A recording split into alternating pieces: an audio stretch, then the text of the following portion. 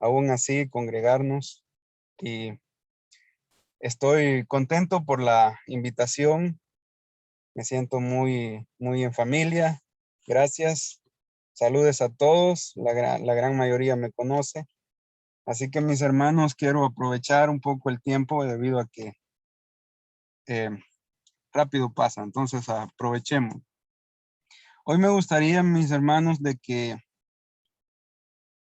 estudiemos un versículo que está en el libro de los Hebreos. Hebreos es un libro que habla sobre nuestro cristianismo. Entonces, el título de lo que hoy vamos a aprender es Cristianismo desde el libro de los Hebreos, enfocados específicamente en la salvación. Para eso, quiero que leamos el capítulo 9. Nos vamos a enfocar específicamente en el versículo 22, en la última parte del versículo 22, pero quiero que leamos desde el versículo 16 en adelante. Hebreos capítulo 9, versículo 16, dice así: porque donde hay testamento, es necesario que intervenga muerte del testador, porque el testamento con la muerte se confirma, pues no es válido entre tanto que el testador vive.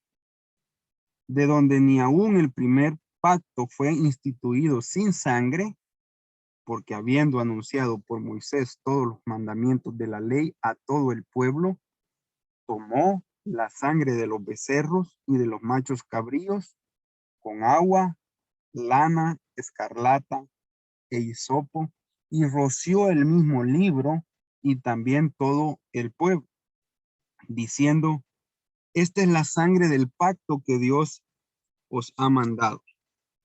Y además de esto, roció también con la sangre el tabernáculo y todos los vasos del ministerio. Y casi todo es purificado según la ley con sangre. Y sin derramamiento de sangre no se hace remisión. La parte que nosotros nos vamos a enfocar es en el versículo 22. Y este texto habla acerca de nuestro cristianismo, por qué nosotros somos creyentes, qué nos avala nuestro cristianismo, qué es lo que no se puede eliminar de un creyente.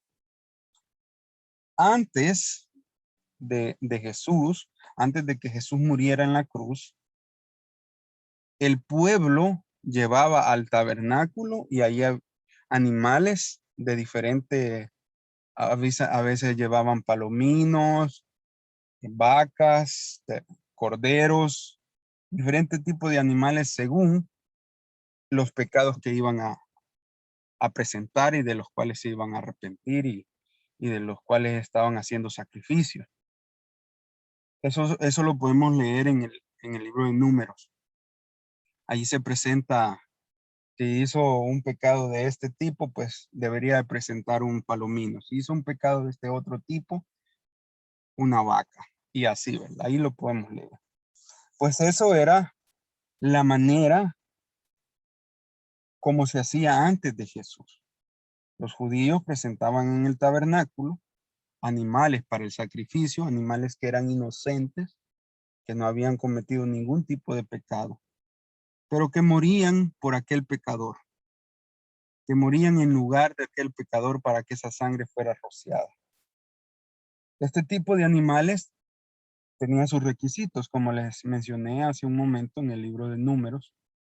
No podían estar aruñados, una vaca no podía estar golpeada, un ojo para allá, otro para acá, no se podía.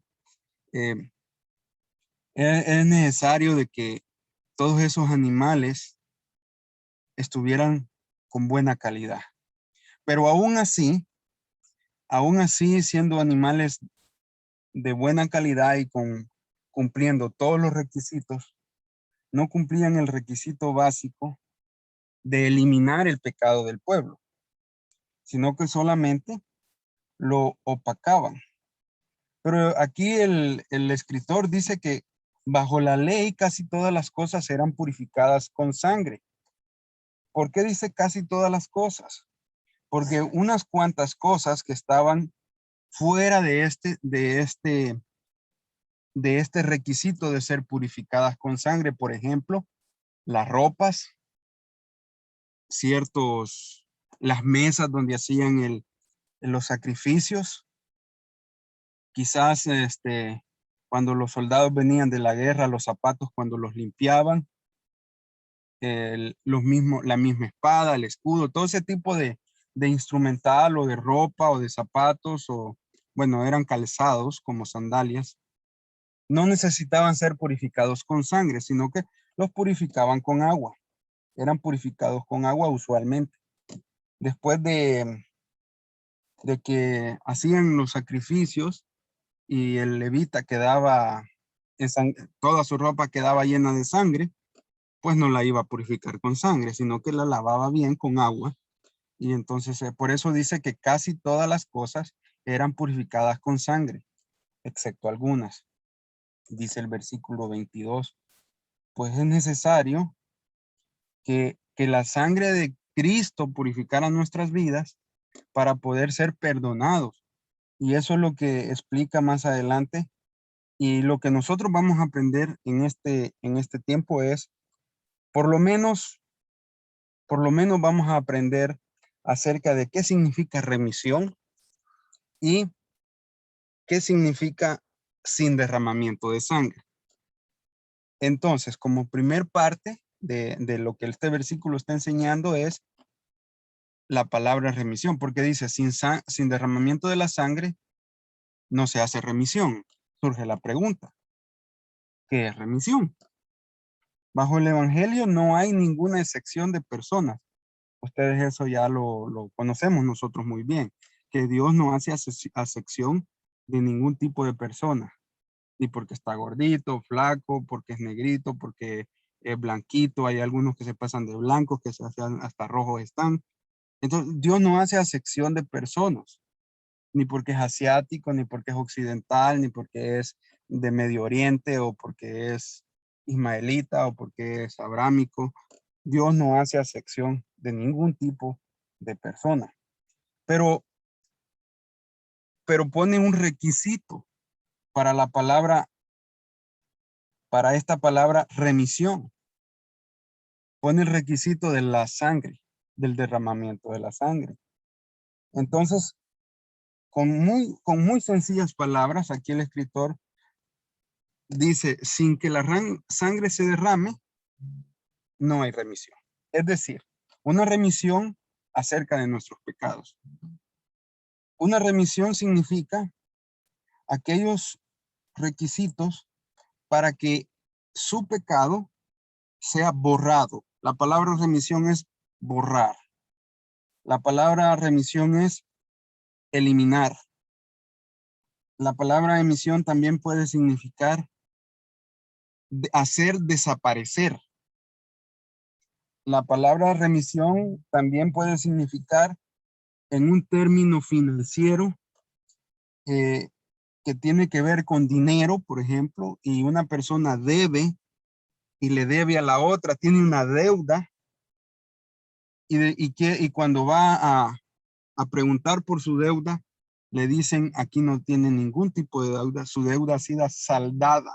Es la palabra que se usa a nivel contable, saldar la deuda.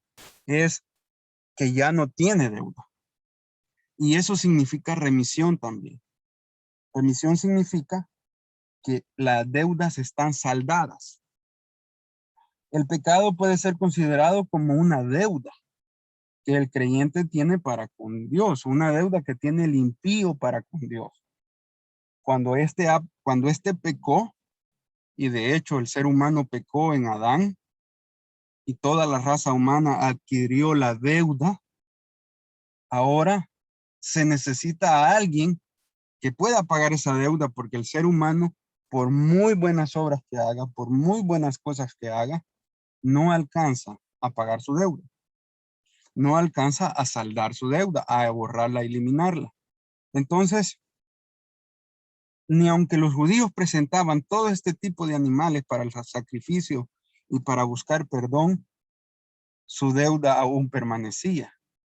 Y es aquí cuando leemos en Juan 1:9 que dice Juan el Bautista, he aquí el Cordero de Dios que quita, que lo que está diciendo ahí es que remite, que hace remisión del pecado. He aquí el Cordero de Dios que quita el pecado del mundo.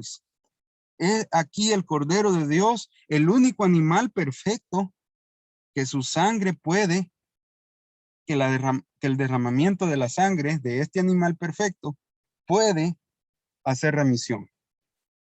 Puede hacer remisión de nuestras deudas, de nuestro pecado. Es posible que usted sea un hombre o una mujer muy pecadora.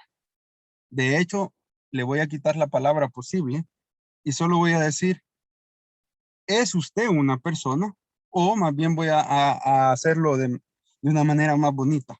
Somos pecadores. Por naturaleza, somos pecadores. Le debemos a Dios. Tenemos deuda adquirida con Él. Y cuando venimos a Él, ya somos perdonados. Él nos llama y nos perdona, pero aún así, nuestra naturaleza continúa, porque eso lo dice muy claro las Escrituras, que estamos en continuo pecado, o más bien en continua búsqueda del pecado. Es la naturaleza caída del ser humano. El ser humano está continuamente su carne buscando pecar. Y es posible que usted y yo confesamos nuestro pecado, pero no es una confesión sincera, porque en la primera de cambio volvemos a pecar. A la vueltecita pecamos, tal vez no de este pecado, pero de uno nuevo. Así que siempre nos podemos considerar que no estamos libres totalmente. ¿Cuándo vamos a estar libres totalmente de este cuerpo de pecado? Cuando estemos con Él en gloria. Eso lo dice la Escritura. No quiero decir que nosotros tenemos una gran licencia para andar pecando. No dice eso la Escritura. La Escritura lo que dice que nosotros tenemos una naturaleza de pecado y buscamos continuamente el mal. Pero como creyentes, como conocedores de Dios, que la palabra conocer de Dios significa teología, como nosotros conocemos teología, sabemos que podemos ir a Él en arrepentimiento genuino. Y entonces un arrepentimiento genuino tiene la gran capacidad de agarrar su pecado y hacerle remisión. Eso el pecador arrepentido obtiene como beneficio que su pecado es, o que surge la remisión de su pecado. Que existe, que se le borra su pecado, que se anula, que se hace desaparecer. Hacer desaparecer tiene la idea de un convicto o de una persona que fue enjuiciado por la ley y tiene un expediente criminal. Cuando uno busca un trabajo o va por ahí a adquirir algún documento, le dicen traiga sus antecedentes policiales, sus antecedentes penales, porque allí aparece si usted mató a alguien, golpeó a alguien por accidente, pero aparece. Usted va en la carretera, mata a alguien, usted es un asesino accidentalmente, pero ahí aparece. Pero ¿qué tal si usted tuviera un gran expediente como que fuera la Biblioteca Nacional de tantos pecados que tiene y cuando va para pedir sus antecedentes penales, sus antecedentes policiales, le dicen, el archivo que teníamos de usted ha desaparecido. Ya no sabemos qué se hizo. Eso significa remisión también. No es que usted haga algo para que aquellos expedientes desaparezcan. No es que usted soborne al del escritorio para que desaparezcan sus pecados. No es como la Iglesia Católica lo ha presentado por muchísimo tiempo, que usted puede pagar indulgencias para que Pedro allá haga desaparecer su expediente de pecado. o para que el divino niño se compadezca de usted. No es así, no es así como las escrituras lo presentan. Las escrituras presentan que el único que hace remisión es el derramamiento de la sangre de Cristo. Es el único que hace desaparecer ese expediente terrible que nosotros tenemos, que hemos concebido por el endurecimiento de nuestro corazón, que hemos llegado a tener por aquello que tenemos nosotros, que es lascivia, que es concupiscencia, que es deseo de hablar del hermano. Hay muchos hermanos que son así, hermanos y hermanas. Les gusta platicar de los demás. Y cuéntenme, ¿cómo fue? ¿Y a dónde? ¿Y con quién estaba? Ese tipo de, ya sabrán ustedes qué quiero decir. Y si no saben, pues les explico. Les gusta el chambre. Les gusta hablar de otro. Ese tipo de cositas afectan. Son como un cáncer. No digamos que, aparte de que le gusta platicar de lo, le aumenta. Por el endurecimiento de nuestro corazón, por las blasfemias que hacemos a veces a nuestro Dios, cuando blasfemamos porque tenemos una enfermedad y se nos olvida el poder infinito que tiene nuestro Dios. Tenemos una fe tan corta y pobre que hacemos que el perdón no esté completo, que el sacrificio de Cristo no esté completo. Y las escrituras dicen de que Él borra todo pecado de nosotros y Él cura nuestras vendas y Él nos sana, pero se nos olvida. Porque tenemos un deseo de actuar también en ese proceso de purificación de nuestras almas. Queremos abonar un poquito. Algunos menosprecian el evangelio incluso, las buenas nuevas de salvación, de tal manera que dicen, ¿y para qué le vas a hablar de Cristo a ese si él nunca ha querido oír a Dios? O sea, toman el atrevimiento de que la sangre derramada en el madero no es posible, no tiene el poder suficiente para hacer remisión de pecados a esa otra persona. O sea que este tema, hermanos, tiene muy, muy amplio, toca casi todos los aspectos de nuestra vida. En nosotros, adentro de nosotros, quiero decir, y afuera de nosotros. Hacia nosotros, ya dije o sea que adentro. Ahora estoy diciendo hacia, o sea que viene en una dirección hacia mí, hacia nosotros y una dirección hacia afuera de nosotros. Este tema de remisión también hace énfasis a que el eliminar, al que borrar, al que hacer desaparecer nuestros pecados, tiene una acción que es ejecutada por Dios y recibida por el hombre. No es una acción ejecutada por el hombre o no es una acción decretada, como dice la teología de la prosperidad, decretada por el hombre y ejecutada por Dios. No es así. Esta remisión solo tiene una vía, viene de Dios y la recibe el hombre. Y el hombre no puede hacer absolutamente nada para devolver este tremendo regalo. A este tipo de cosas se llama unilateral. Son regalos unilaterales de un solo lado. Usted no puede hacer nada, ni la mejor obra serviría para agradecer. El hombre que alcanza este perdón puede darse que lo tiene, porque a partir del momento que sus pecados están en remisión, el corazón se ancha de agradecimiento, obtiene actitud de agradecimiento. Yo recuerdo que cuando tenía 14 años, quiero, por ahí, estaba en un techo cambiando una lámina del techo de la casa donde vivía con mis papás. Y eran de esas láminas de cartón comprimido.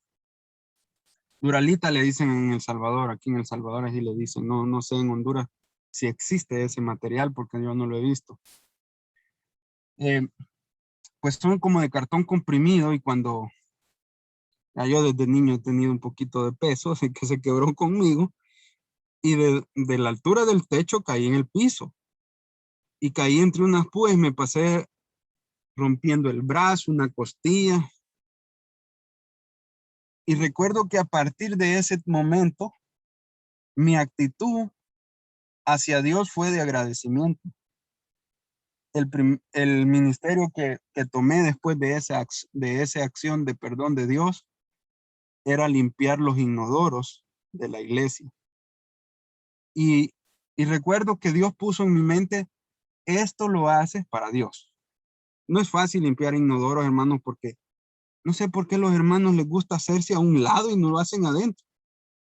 Pero bien, no hablamos de eso, ¿verdad? Estamos hablando de la actitud que el hombre alcanza cuando el perdón ha llegado a su vida. Y limpiaba aquellas cosas, aquellos inodoros, con agradecimiento. Decía yo, aquí se van a venir a sentar mis hermanos en Cristo, el pastor y todos los que se sienten aquí, se tienen que sentar en un lugar limpio. Era una actitud de agradecimiento. Si usted ha alcanzado perdón, escuche, su corazón tiene que estar agradecido. Su corazón tiene que alcanzar paz. Porque eso es lo que explica esta palabra de remisión. La palabra de remisión. ¿Cuántos pueden imaginar o quizás han salido de una situación difícil donde Dios ha obrado milagrosamente? ¿Y cómo quedamos cuando Dios hace un regalo de esto? ¿Quedamos bravucones o quedamos felices? Quedamos muy felices. Pues esa felicidad es una felicidad que trasciende eternamente, porque el regalo que ha recibido es eterno. El regalo es para la eternidad. Ahora bien, ¿por medio de qué hemos recibido este regalo? ¿Por medio de habilidades humanas? ¿De habilidades de inteligencia? ¿Por estudiar mucho la Biblia? ¿Por servir a los ancianos? ¿Por servir a las viudas o a los viudos? ¿O por servir a los huérfanos? ¿Por hacer buenas cosas? Por medio de ese tipo de situaciones hemos alcanzado. El texto dice que nunca se podría conceder remisión sin derramamiento. La palabra derramamiento se explica con este ejemplo. Usted está llenando un vaso de agua o de fresco, de lo que sea, un líquido, lo está llenando, llega hasta el tope y aún así se le pasa la mano un poco y se le cae el agua, se le cae el líquido y se moja aquella mesa y cae hasta abajo. A los niños les pasa algo a menudo cuando están muy pequeños, que agarran agua de un bote de agua purificada y botan toda el agua la botan. Eso es derramar. O de hecho, leche derramada también saben que es que se cae la leche y se hace aquella poza de leche o de agua. Eso es derramar, algo que se desborda. Y aquí dice que esta sangre está desbordada. O sea que la palabra derramamiento también tiene un toque de misericordia, de bondad. Dios no solo le salieron unas 3 gotitas solo para los que alcanzan iluminación, como dicen los gnósticos, o los que son de élite, como los testigos de Jehová, dicen de que para que usted pueda alcanzar perdón, tiene que permanecer fiel a ese grupo nómada que son los testigos de Jehová, que a saber qué ocultismo tienen, o como dicen los mormones, que a través de leer el libro de Joseph Smith y de practicar ciertas rituales.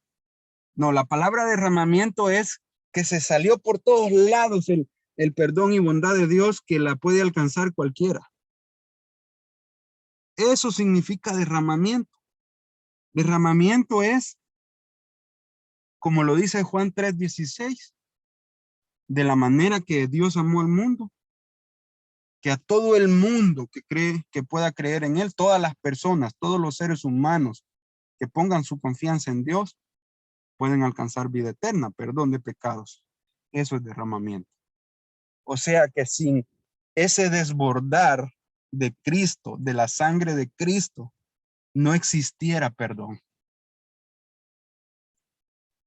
Y dice derramamiento, pero no de cualquier tipo de líquido, no de agua bendita y de la hostia, no de las bebidas que toman los de la fe Bahá'í o estas bebidas que toman los musulmanes, sino de sangre, la sangre del Cordero único que quita el pecado del mundo, que es Jesús.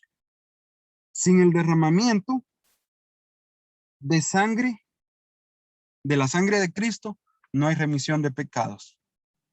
Y esa frase, hermanos, sin derramamiento de sangre, usted tiene que escucharla como ese cariñito que hace la mamá a su bebé recién nacido.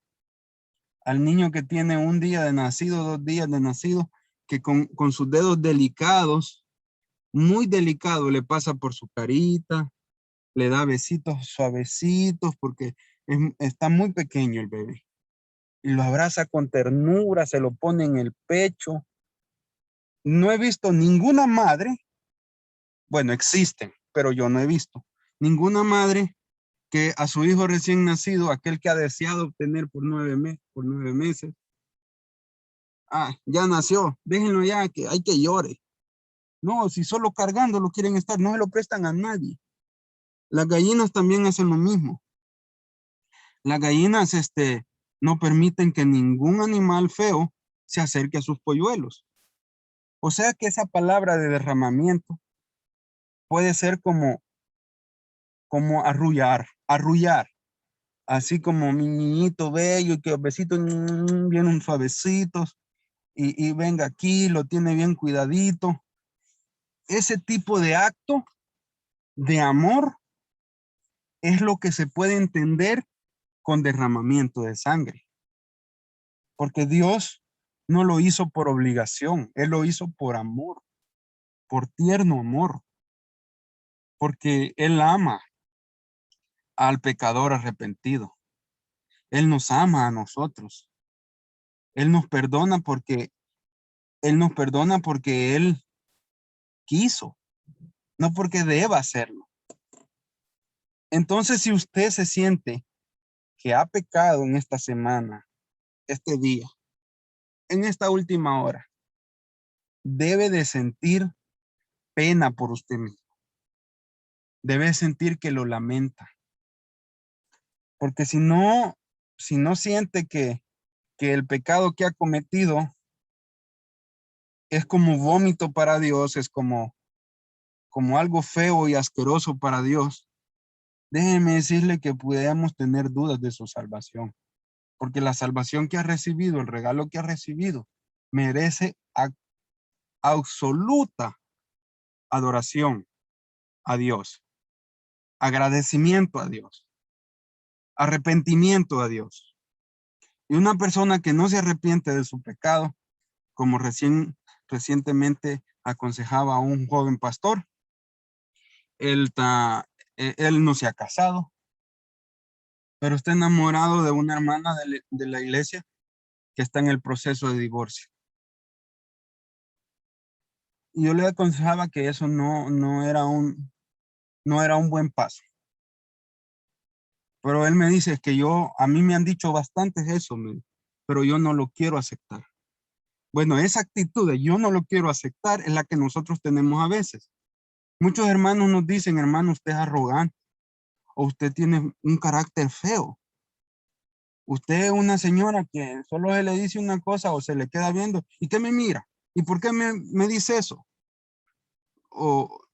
Y se lo decimos con amor No, es que yo así soy, así nací, así me crié. No, no, no, no, no. Eso no es correcto. No dice la Biblia así. No dice la Biblia que, como usted nació, perro ladre. No, no. Sí, hasta los ladridos de los perros, hay ladrido de cariño, hay ladrido de que tiene hambre, hay ladrido de que quiere ir a hacer de sus necesidades, orinar y eso, y hay de defensa. Entonces, hermanos, este texto me invita a hacerme un examen, me invita a decir, ¿cómo estoy yo? ¿Estoy dándole honor y gloria a Dios por lo que Él ha hecho en mi vida? ¿O simplemente vivo un evangelio tradicional en donde me reúno los viernes, tomo la cena del Señor los domingos, hago todo el ritual, pues, ¿qué hacemos? Que no es malo, pero a veces lo hacemos solo por puro cotidiano, pues, hacerlo así porque, vaya, es lo que hacemos. Yo les invito, esto es una invitación, a que usted se haga un examen personal. Cuidadito con andarle haciendo el examen a su esposo o a su esposa. Es un examen personal, suyo, con Dios. No es que mire que yo soy así porque viera él cómo me molesta o cómo me trata, me pega. No, es que eso no, este versículo es personal.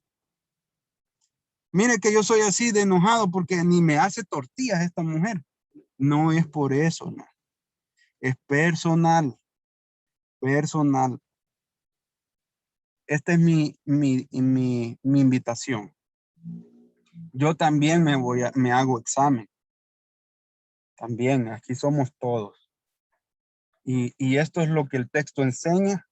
Y al final de esta reunión, estamos terminando y ahorita estamos terminando. Por lo menos, compárteselo a una persona en esta semana que viene, este evangelio que ha recibido. Que también esas personas merecen recibir la remisión de sus pecados. Así que mis hermanos, los dejo con alguien que quiera orar. No sé quién quiere orar, pero podemos orar. Y mientras oramos, usted examínese. No sé si el hermano Oscar quiere orar o hermano Noé o alguna hermana, no estoy seguro, pero pueden orar cualquiera que sea. El tiempo de la enseñanza ya terminó. Gracias, mis hermanos.